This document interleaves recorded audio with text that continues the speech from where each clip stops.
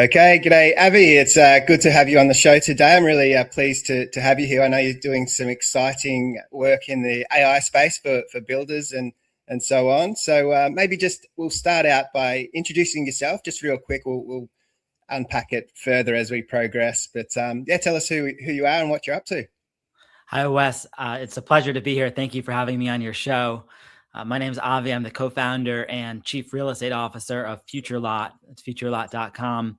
We're using AI plus humans to help builders answer the question, what am I allowed to build on this property? Yeah, it's brilliant, and it's such a confusing thing to deal with. If it's you're obviously in the States, it's the same in Australia. There's just so many moving pieces of the puzzle, and so many things that influence what you can and can't do with a block of land and building anything. So, Yeah, how do you find exactly. that?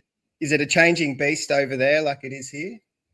It is. And, here, and I think in many places, what's really bringing attention to this is the rising cost of housing that is just so expensive to find housing, to build housing. And a piece of that, not the only contributor, but one of the contributors is just the complexity of the legal landscape. Here we have different zoning bylaws for every municipality. And on top of that, different laws by state. On top of that, some requirements from federal, different special hazard layers. And that's not even touching the building code. We're just talking about the zoning. Yeah. Yeah, similar things are happening here. So housing is a massive problem. There's just not enough housing, and that pushes rents up. And so it's incredibly difficult. And it's probably off the back of, it's probably a global thing where building materials went through the roof, and so did the costs for tradespeople and so on. So no, Certainly. everything. Yeah. Yeah. Although here the rise in costs and the housing costs, it started well before the rise in the cost of the materials and the labor. Did Our it? housing, yeah, we've had a steady run up in the prices preceding all of that. Really since the last 20 years, we've just layered on more and more zoning requirements, and you have to get this permit and this survey and count the trees and count the width of the trees before you can put in the permit. And, you add all that up and you're talking about months to build a shack. Yeah. Yeah. We call them granny flats, and there's been a real push to have that second dwelling on, in the backyard, so to speak, if you've got a big enough block to do so. So I felt like government were really keen to push and make that simplified. In my view, this is my reading on it. So they tried to make it easier to build under a certain size, so you didn't need certain permits and so on.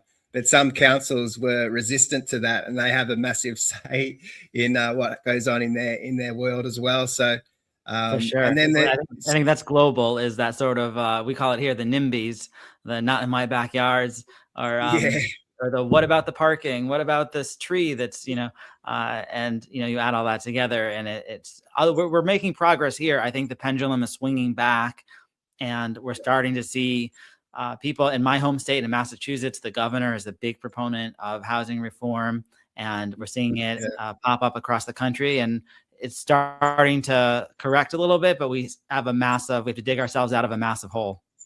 Yeah. So those teething problems, it sounds like you're getting through some of that. And so for us, I know that we can build that second dwelling, but it's just a state of overwhelm for a lot of people. And, we need the housing, but it's this kind of at loggerheads. And so for us, there's different overlays and so on, like there is everywhere else, but there's other risk profiles. So we've got, and it's probably somewhat the same, but maybe different risks. So we have the floods, and we have the bushfires. You would call them wildfires. So flood and fires, but then also the heritage and all of that kind of stuff. And we have Aboriginal overlays as well.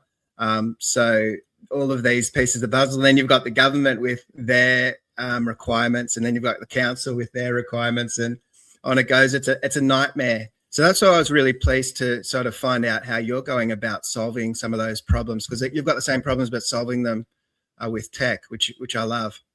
That's right. And we have a lot of the similar layers, and, these layers are important, and sometimes it's just a matter of identifying them up front so that you can address them well and do it in Yeah. a safe way or make the decision of if it's worthwhile. And it's very regional. I mean, we don't have exactly the same layers, but a lot of them sound similar, and they're regional. You know, in Florida, sinkholes, that's an important layer, whereas Right. in the West Coast, you know, tsunamis, and in Washington Yeah. State, volcanoes. And so it does vary, but it sounds similar. And so part of our solution is pulling in all these layers, displaying them in an easy way on the map, and telling you what does it mean, which ones are important, which ones are building concerns, where it might just affect the materials that you might need, versus which ones will outright prevent you from even considering a project. Yeah, that's so good. And so do people use your tech more from that early phase of feasibility? So when people are shopping for potentially a development opportunity, investment opportunity, so they might be looking for a house with a big backyard that they can then further build something in the backyard, or is it more who's using your software the most?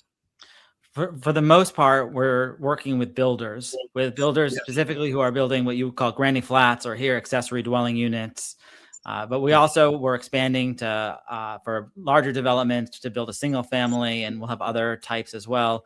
Homeowners can use our software as well, but it's primarily meant for builders, so that when a homeowner calls the builder and says, "Hey, I'm interested in doing a project here on my lot," normally the builder would need, depending on the location, between 4 hours and I don't know, four days worth of research just to even bring up what are the important things, or to prepare for that conversation. With our software, they type in the address and they see within seconds, not just those layers we were talking about, but also the zoning constraints. What are the setbacks from the front, the side, the rear? What are the lot size restrictions? We analyze that whole municipal bylaw using AI and a human in the loop to help get them answers right away. Yeah, right. I'm curious with that human in the loop piece. How does that play out? Is that like just checking for quality assurance, or how do they work into the system? Yeah, it's quite involved, and depending on how we do it. And so, as I said, every municipality has their own zoning Yeah, ordinance. And so it would be too difficult for a human to read every single one. I mean, we're talking about documents between 50 pages and 2,000 pages. yeah, And they're often contradictory, even in the internal logic. And, you know, they're built, it's almost like doing archaeology. You do it over time. So what we do is we use the AI, but we're training it. And then we also test it right. against, we create what we call golden sets to evaluate it. And then we have a rigorous QA process as well, partly driven by us, partly driven by the customers, by, you know, the builders who are working with us, so that we can focus on the key areas and check to make sure that we're getting, you know, a process like this will never be 100%, but it gets you to and that's why we call this a pre-feasibility report. The point of this is to get you those quick answers so you can decide where are the areas, where are the potential red flags that I need to concentrate on before I actually move to the full feasibility. Yeah, I love it. I love it. And so does it take on the nuance of the specific lot as well? Obviously, some lots are sloping and have their own specific things going on, the easements, you know, trees that you can't knock down. Here in Australia, it's it may be just Victoria, the part of Australia I'm in, but there was a new ruling passed where if you knock down a canopy tree, so a tree of a certain size with canopy, it's my understanding they want you to get a permit and then to plant 4 trees in replacement for it. Now, I don't know, maybe I'm reading it wrong, but I don't know how you fit 4 trees in to replace a tree that you've got to remove in a small backyard. But that's a challenge. We have some similar, some of the municipalities here, I'm not aware of a statewide law here that does that, but we do have some municipality laws that are very close to that, where you have to measure the caliper of the tree at chest height and then replace, you know, if you cut down a 16-inch tree, you have to first do a survey to map all the locations of the trees and then replace it with 4-inch trees or something like that. Yeah, it's remarkable. It's just making things so much more challenging. And I appreciate there's environmental considerations to play that we need to factor in as well. But it's already hard enough. It's already hard enough. And there's a balance, right? Like there's an environmental cost to say that people have to live spread out, and you have to have one person per acre. And that's a much higher environmental cost than Yeah, creating some dense middle housing. it's so true. The density of housing and people are closer, and there's that push as well to have walkable cities. You know, the I forget the term for it, but there's just a convenience, but also the less driving on the road and all that. Where in Australia we're quite kind of spread out. I'm not sure if you know, we're kind of a large landmass, but everyone kind of lives on the ocean sides, so there's not much in the middle in terms of population. So yeah, spread out. So there's a bit of a push for a higher density housing as well. But then you've got these other forces at play trying to keep the trees in these areas. It's a challenge. So it's a balance for sure. Yeah, and so that's why. So you call it the pre-feasibility. I love the idea, because I know it's such a headache. Do you work? So you work with builders, obviously, as you mentioned. What about architects? Because I know they have they have to work through a whole bunch of stuff like this as well. We do work with some architects as well. I'd say our core market is really the builders, and really the builders who have a pipeline. So that's our core, where they have a specific building type. For example, the ADUs, where they're really looking for that one project type. We also work with general contractors and remodelers, because a type that you might do is to convert a basement or an attic or a garage, or to do it as an addition. Or sometimes a general contractor will do a few ADUs on the side. But the architects also sometimes use it as well, just for that quick check. Yeah, got it. Yeah, and so the other thing too, people, if they're thinking about building for investment purposes, they'll look at a lot and consider the different uses. And for people here, what other people have done in the neighbourhood is a good signal what council might allow. So is that sort of factored in as well? Is there a way to do that? Is that how it works for you guys as well? No, we're really focusing on your lot in particular, the lot that you put in. We're telling you what are your rights, what are you allowed to do by what's actually written, and if there's a state override giving you more rights, we want you to know, so that you can walk into the building department and say, look, this is, if they say you can't, you need to do such and such. Well, here's what the bylaw says. I'm allowed to do this. I'm allowed to do 900 square feet. I have to be 5 feet from the side. And there can be different levels. Like, we tell them this is what you can do by right, which means without a subjective opinion. If you meet the criteria, there might be a site plan review, but you meet the criteria, you should be able to do it. Here's what you can do with a special permit or conditional permit. And here's what's not allowed at all, where you need to essentially get a variance from the city council or some special exception. And we try and present it in those levels, so that you know what your rights are. Yeah, no, that's so good. Something I see on my Facebook feed a fair bit, and it's just because the algorithm knows what I'm up to, but I'll see oftentimes the like pre-built granny flats, and so often they're coming from overseas, and I know they don't meet spec for Australia. I know for a fact that one of the core things that always fall down is the ceiling heights. So we've got a minimum requirement, but a lot of these container homes, if you want to call them that, don't meet that criteria. So they're still marketing heavily into Australia, knowing that the product isn't a fit. There's just so many headaches. Yeah. Do you have much prefab sort of granny flat scenarios, or are they sort of built for purpose? How does it work for you guys? Yeah, we have a mix. The pre-built, the modular housing has been making a strong surge. And there's several large companies that primarily do that, where they're built in a factory or panelized and then shipped to the site and constructed there, which is, there's a lot of advantages to it. And there's even a new company here in Massachusetts that has started.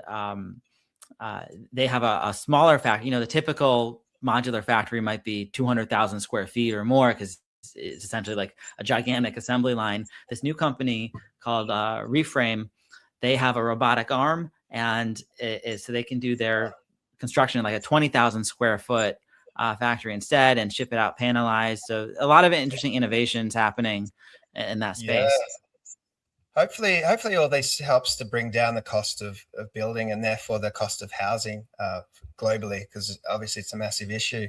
It feels as though it's not quite there, but you can see it kind of could be in the near future. It's pretty exciting. Even so, another issue we've had for the modular homes here was to get loans, because we've got 4 big banks and a bunch of other lenders as well, and all of them sort of do the building loans a certain way. So there's set stages that everyone works to, and you get X amount of money for each stage. So all the builders work to that. But because the modular homes work to a whole different process, the loans weren't working. But one of the banks just recently has created a borrowing flow that will work for the new system. So it's such exciting times, but also challenging times with so many changes and things just not keeping up with the tech that's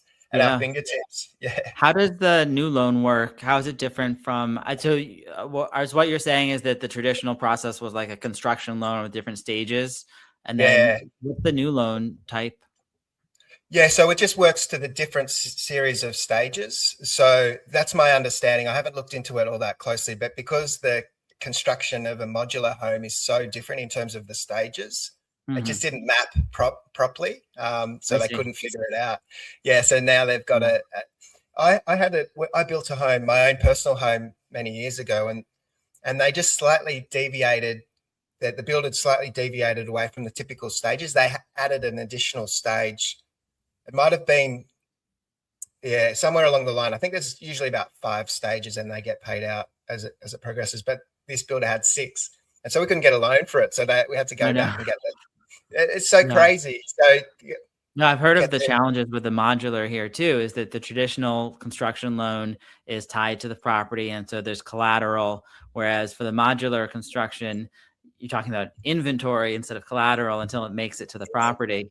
And so to make it challenging to get, I mean, this is just one more front where, and so there's the financing, there's the legal aspect, there's the labor, there's the materials, and like we have to push on all of these different fronts. But it's interesting how, it's a detail that I never would have thought of, is that, when it's inside the factory, it's not yet real estate. Yeah. It's amazing. It's great that people are pushing and developing these things. I'm really excited by what might occur, but it just highlights the need for getting expert guidance and advice, particularly early on with whatever you're doing, because trying to fly solo and figure it out yourself and save a few bucks, you're probably going to burn just so much cash and make the wrong decisions, and it could go horrendously wrong these days with things changing so fast. I know I was talking to someone, I know about that tree issue with the canopy tree here that needs to be chopped down. Someone was looking to purchase a property, and they had a massive tree, a gum tree. So we've got those massive gum trees, and they drop their limbs all the time, and it was sort of hanging over a neighbor's house, but also it was right over the sewer. So it should never have been planted there probably, 40, 50 years ago, something like that. Right. So they loved the house, but they wanted to buy it. And then they realized they're going to have a bunch of headaches just to get rid of the tree. So they pulled out on that opportunity. So getting the right, and so someone without the right knowledge might have made a horrible decision, bought it, realized they can't do what they need to do, and then be stuck with a property that's just going to create a whole bunch of headaches. So that's why I love the pre-feasibility idea. I don't think we've got anything quite like what you're doing in the States. I'd love for you guys to start developing for Australia. Maybe that's on the horizon. I would love to. I'd love to. I mean, right now we're covering, by the time this episode is released, I think we'll be covering about 15 to 20 states in the U.S. As of today, the date we're recording, we cover 8 states, New England and California, but we're adding very shortly a bunch more. And then we have plans in the short run to expand to all 50 U.S. states, and then would love to look at other countries with similar legal backgrounds, like Australia, Canada, New Zealand, any English-speaking country that has a similar legal framework. Yeah, for sure. All of us have the same challenges. Canada's got horrendous problems going on, from what I understand, speaking to different people around the world, with the building and the costs and so on, and financial struggles. And that's just what I'm hearing, talking to people on podcasts and so on. So I'm sure they have a great need for a solution like what you have. So I think I like to talk about trust in the industry, because it feels as though trust is being eroded so badly, for a broad range of reasons. And sometimes, it's the builder who goes under. For us, we had a bunch go close down halfway through building people's dream homes. You can imagine. Oh no. Yeah, we had quite a few do that, and there's been others who have closed, but not left people in the lurch. So you can just imagine the heartache that causes. Oh yeah. So the trust is being eroded in the building industry. How do you feel? What are some ways that people can build trust as builders in the industry in hard times? I love this question because it's core to what we're trying to do, which is give the answers up front so you can build that trust. When someone calls up a builder and the builder says, I don't know, let me get back to you, and then they get busy, and then right away there's not great feelings. But if you call up the builder and the builder says, let me pull up your lot and let me look at the topography of your lot. Oh, I see that there's a steep slope on the back there. That doesn't prevent us, but I just want to bring that up, surface that, as it might require some site work. Oh, I see that there's some wetlands in the front. We might have to do a buffer, or we'll talk to the Conservation Commission. And, just so you know, you're in the wildland urban interface. There's a fire hazard. We're going to have to use some better materials there. None of these prevent us from building, but I want to bring these up right away and talk about that. Builds trust versus saying, like, oh, I'll come out there in 2 weeks when I have time. Oh, now that I'm here, I've got to charge you $1,000 for a survey, and like we have to get a site plan, and maybe we'll do it. And then, oh, by the way, now that I've done this, I forgot to tell you that you're in this zone. And you want to get off on the right foot. Yeah, that's so good. So flagging those potential additional costs it might be. So it might not prevent someone from doing what they want to achieve, but it might be a bunch of extra costs. And so just flagging those potential concerns to an end client, it's so powerful, because, as you say, that trust, they know they're in safe hands because you're so detail oriented and you're highlighting every potential concern problem. So that's massive. That's such a good strategy, I think. And so you've got also some tools that people can plug into their websites, presumably, or something. That's right. Yeah. How does that work? Yeah, so the tool I just described was more for builders. We give them a login, and that's our professional tool. We call it Studio Pro. Another piece is a lighter version we call Website Booster. The builders put the lighter version on their own websites, and they're all spending money to get to run ads and drive people to their websites. So this is a way to engage those visitors. They type in their address, and it's essentially a lighter version. We don't give all the zoning details because, frankly, it's too much for a homeowner to absorb. And at that stage, it's more about engaging with them, showing them their lot, showing them different floor plans, and raising a few flags and saying, like, look, we found 3 environmental concerns. Talk to your builder for the full report. And then really driving them to reach out to the builder.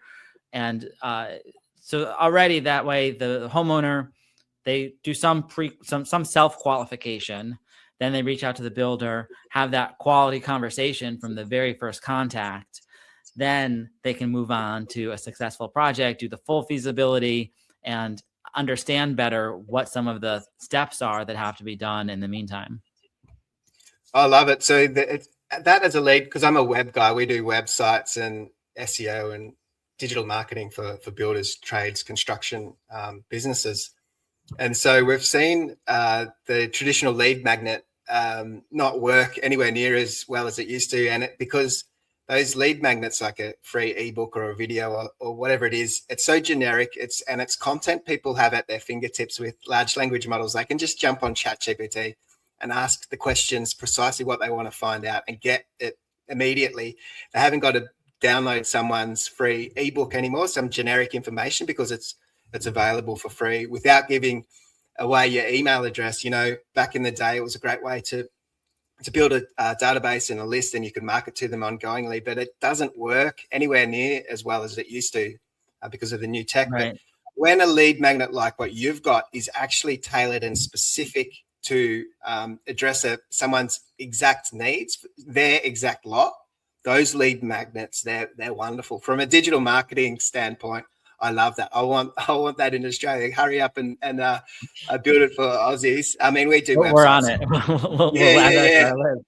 But exactly right. Like, you know, when people come to the typical builder website, we see bounce time, like after 8 to 20 seconds, they're gone, versus when they get on the website booster, they're literally, the average is like 8 minutes, because you're dragging on the floor plan, you're turning it around, you're doing the satellite view, you call over your partner, hey, come look at this, honey. And, you know, it's fun, it's engaging. And, you know, it is specific to your lot with your dimensions, your buildings. And yeah, it's what people want to play with. Yeah, I'd imagine the conversion for the builders for that lead magnet would be massive. Do you have any like data on that? I suppose it varies on the person and their website and the design and all that kind of stuff. But yeah, it blows the traditional conversion out of the water. I'll say that. Yeah, I know it would for sure. That's exactly where we're trying to move towards. And I say I'd like you to have it in Australia, but we do websites all around the world. It's just that I'm here and I'm keen for Australia to do well as well. So that all leads to the I guess the chosen piece. So we like to talk about built, trusted, chosen, as the show is. So the chosen piece, that really leads into that lead magnet. So providing that it's an initial tool to give people a taste of what might be. What do you think are the key things to help a builder be chosen in this day and age from a marketing standpoint? That's a great question, because, you know, there's so many websites all competing for attention, and how do you stand out? I think a lot of it is the traditional things that, if we think back to how business used to be face to face, a lot of it is making contact, building that trust, just being human. You know, as you said, anyone can go to ChatGPT or any of the other LLMs and ask and get generic answers. But when it's your specific lot, you need answers for your specific lot, and you want someone that answers the phone. Yeah, 100%. So the way and I'm a digital marketing guy, so I do websites, I do SEO, our team does. And so it puzzles some people when I say the primary goal for social media, for example, is to get people off social media into your website typically. And what's the goal for the website? Get people off the website into a real conversation with a human person, because that's where the sale of something of, you know, if we were selling widgets, $10 widgets, well then, yeah, you could just sell that online and there would be no human element. But selling anything to do with building and construction, it's going to take a relationship. So building, creating those relationships and connections with, and creating conversations, I think that's where it's at really. And so that's exactly right. And that's so well said. I'm gonna copy some of those words. Yeah, please do. So I'll mention there's another piece too. I just want to add one more thing to that, is that for a lot of homeowners, you know, you don't want a high sales pressure tactic when it's something like a granny flat. Or what we found is a lot of the people that are building these, it's for a personal, it's for their parents to age in place, or a caretaker, or their kids to get started. And that's important to understand, that the timeline for decision might be long. That doesn't mean that they're not serious. It just means that, you know, some people will convert tomorrow, some of them will. And so that's why we have this other tool where people who fill out the form, you know, the builders get the lead, make contact right away. But some number will search their address and not reach out to the builder quite yet. Those are still important people.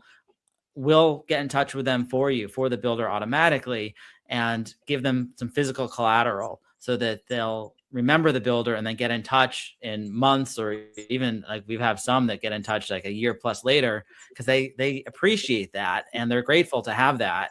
And then they get in touch when they're ready. Yeah, 100%. Pushing, it's kind of like a bar of soap. If you try and squeeze it too hard, it just slips away. But if you hold it gently, you hold it for the long term and in safe hands. I think you're quite right. So people will research this stuff well ahead of time before making a buying decision. You've just got to be positioned and in that conversation so they know about you when they're ready to buy something. You're front of mind because you've given great insights and you're trustworthy. You built trust, and you will be chosen at that time. Is there anything that we haven't sort of touched on? I know we've covered a lot in 30 minutes, I think it is now. But is there anything else you feel as though we should cover? A question I should have asked you? No, I thought you asked great questions, very insightful, and I appreciate hearing your thoughts on all that. I am curious, how's the granny flat landscape looking in Australia?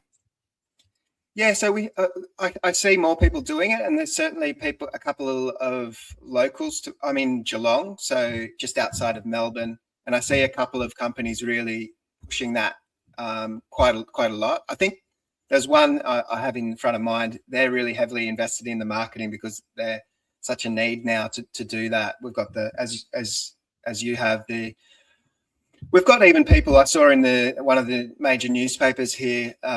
People moving into caravans simply because they've always lived in houses. I know some people have always lived in caravans. That's a different matter. But these people have lived in houses all their lives, and they're getting, they might be retired even, getting to that point in life. And then they're thinking, well, how do we even live? Let's just live in a caravan. And so that's not ideal. So the granny flat idea for elderly, for anyone really, but for anyone to live in a proper established home, I think it's powerful. Such a need for it, and those companies are positioning themselves for it. I think they'll do really well.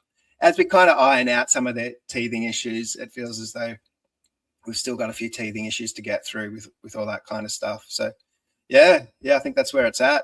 I think now would be a good time. People would probably want to engage with you, particularly those in the States, but anywhere, what should they do next to kind of find out more about what you're up to? Yeah, check us out at FutureLot.com, and you can do some free searches there. If you can create a free account, and with that, you'll get to do three free searches. And you can also do if you're a builder, I encourage you to do a subscription so you can do more. Get in touch with us, and we give a 30-day free trial so you can see how it works in your workflow before you incur any cost. And if you have any questions, you should reach out to me. I'm Avi, that's AVI, at FutureLot.com. And if we're not in your area yet, do what Wes did. Let me know. Come to your area. Yeah, brilliant. So if anyone in the States, they should just jump on, even if it's not in a state that you're looking after. Sounds like you'll soon be looking after them as well. I'll put all the links in the show notes so people can find that stuff easy. Thanks so much, Avi. This has been an awesome conversation. I really appreciate you having me on the show, Wes. It's nice having a nice conversation with you. Thank you. Great.